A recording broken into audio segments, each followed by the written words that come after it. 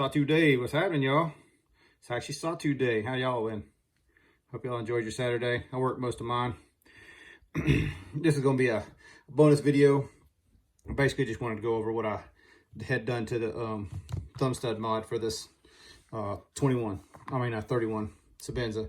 So if y'all don't follow me on Facebook, well, I'm not on, I guess I'm only posted on that, only blades over 250, but I changed the thumb studs out on the 31, and that's what we ended up with. These are tie connector thumb studs, and I'm gonna show y'all what I did to it as soon as my gato gets on through.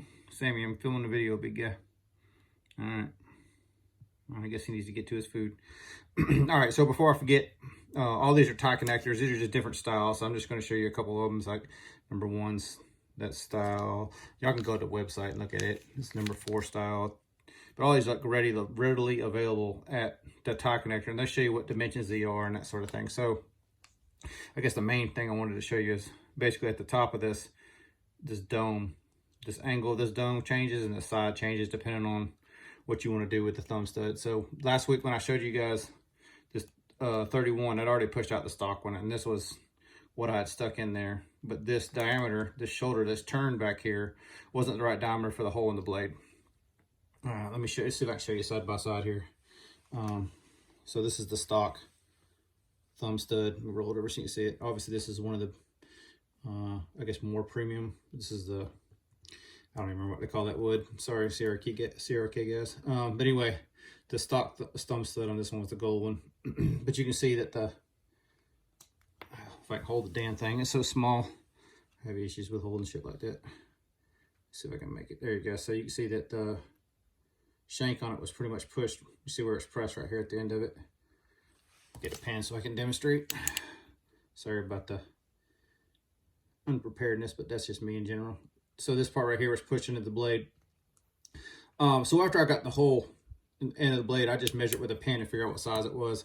It wasn't a huge press. I was just able to press it out using a press, or a vise rather, pen and a piece of leather, and that's pretty much how somebody had asked me how I did. That's how I did it. So last week I just rigged it. This was in there, but it was kind of flopping around in the hole. So I turned down some studs, and these studs were probably the worst choice. I'm just gonna pull them out of here so you guys can see what I did. Probably the worst choice to do for the first set because they were so hard to get the run out good in. And if I'm watching this, I'm assuming you know something about machining, so I'm just gonna show you what it ended up doing. But so I can hold it. There we go. All right, so the end of that, well, you can probably see it better here on this one. I know this sucks because I can't really zoom in.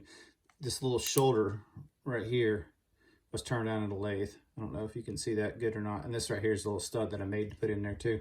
It's a 256 thread, so it's a little bitty guy.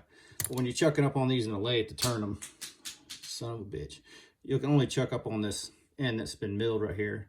So to get run out good, which means, you know, the part's not shaking, is a little bit of a challenge. But you can see I basically turned the shoulder down on both sides. So it's got a 60 thou shoulder.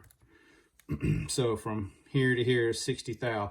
The blade's 125, so that should, in theory, leave a 5 thou gap in the middle of that when you install them. The installed height of the other one, let's see if I can show them side by side again, which I probably ain't gonna demonstrate well, but basically installed height is pretty close to the same. It ended up being like, I think 25 thousandths difference.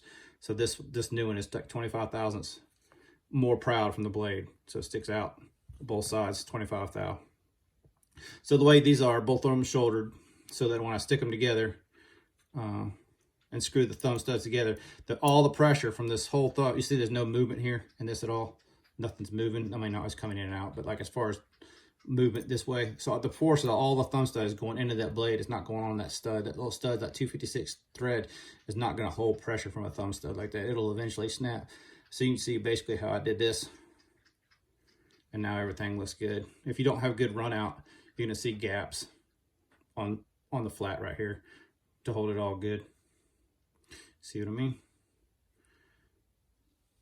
I think it turned out pretty good. So anyway, now it gives you better access, a little more meat on the top of it because of the angle of it. You know, the other one's so pointy. You can get up higher and flick it no problem. And for me, the reverse, having it back over here so you get your finger on here, is like a must. So you can see basically how fat my fingers are. I was able to grip it and flick it pretty easy. So to me, that mod makes way more sense for how I like to use my knives. I understand some people like to slow roll, and some people don't think you should flick a Sebenza.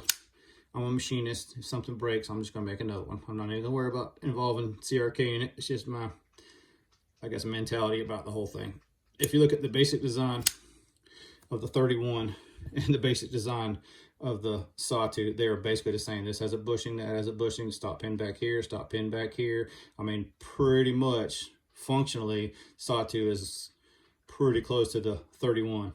So I've made all the parts for these before, pretty much, minus the blade. I have no problem making parts if I need to make parts for it. But anyway, I'm rambling as usual. I just really wanted to do this to basically give you the rundown on the thumb stud. So like I said, these are tie connectors, and I can't remember what number these are because I don't have the bag sitting in front of me. I had turned down an extra one to show you guys, but I just took them apart so you can see it anyhow. So stock ones are gone, new ones are in. What y'all think? All right, we'll drop another video tomorrow. See y'all.